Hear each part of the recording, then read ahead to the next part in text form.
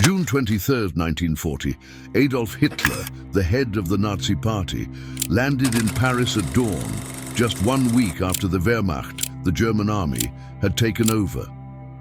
Victorious leaders generally conduct a grand military parade through the city, but he chose not to do so. Instead, it was a covert visit that resembled a dream he experienced.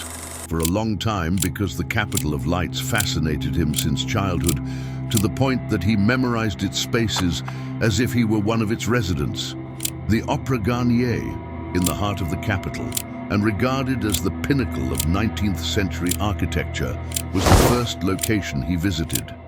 Subsequently, his well-known photo of himself in his military uniform in front of the Eiffel Tower told the Allies that he was near to them and would beat them. That image was quite terrifying, in the leader of the Nazi Party was about to invade Europe at that point. After a few weeks of fighting, Charles de Gaulle fled to London, and the French army capitulated, leaving France and Paris as German army barracks to deal with as it pleased. So did Hitler's passion for antiques and museums save Paris from destruction?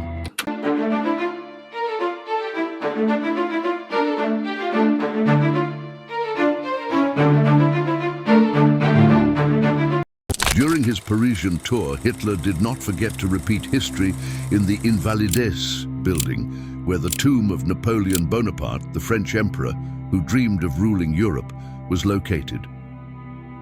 It was a visit in return for the Germans, who had not forgotten Bonaparte's visit in 1806 to Potsdam, where the tomb of Frederick was located, the second king of Prussia after his great victory. Hitler and Bonaparte had many things in common, including the common ambition of occupation and extermination, and their armies ended up together in the cold of Russia. Germania, capital of the world. In Hitler's notebook, there was a large capital worthy of the glory of the empire he wanted.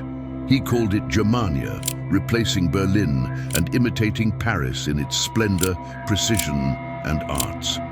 On his Parisian tour, he took with him men who had nothing to do with the war, including the Nazi engineer Albert Speer, who was the subject of Hitler's admiration, who designed the architecture of the new capital, Germania, which remained a design only on paper.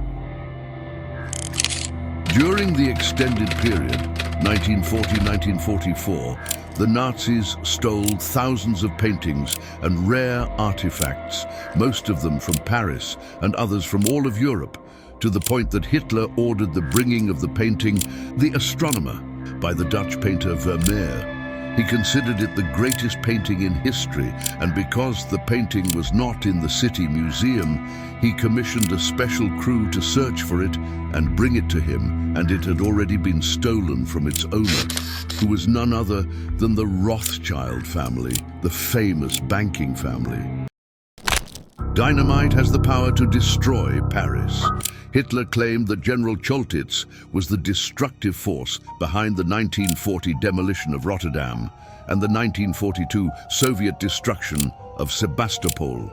"We will not leave a city fit for the Allies to enter," was his philosophy.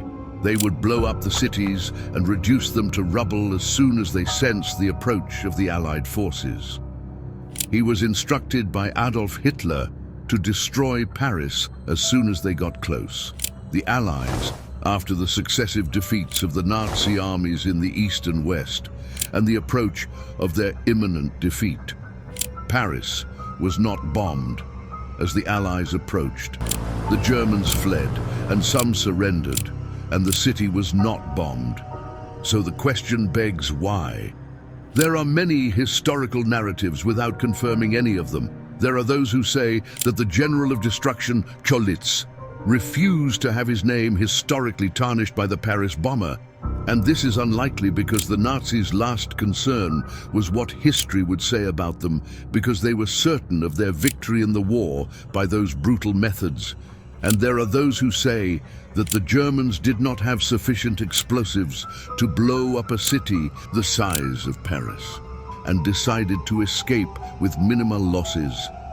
The latest opinion says that the Nazi leader, with all his crimes, ultimately refused to destroy a city he had loved since his childhood, with all its historical and human symbolism.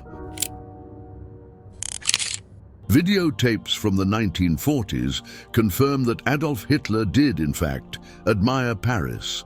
He planned to stole Paris's priceless art and architectural works in order to establish a museum in his eternal capital, Germania, because he had read so many books on the city's arts and architecture as a young man. We can claim, nevertheless, that his love for the city was so great that he declined to destroy it. It is unlikely because the man did not know mercy or compassion for humans, so how could he have compassion for the walls?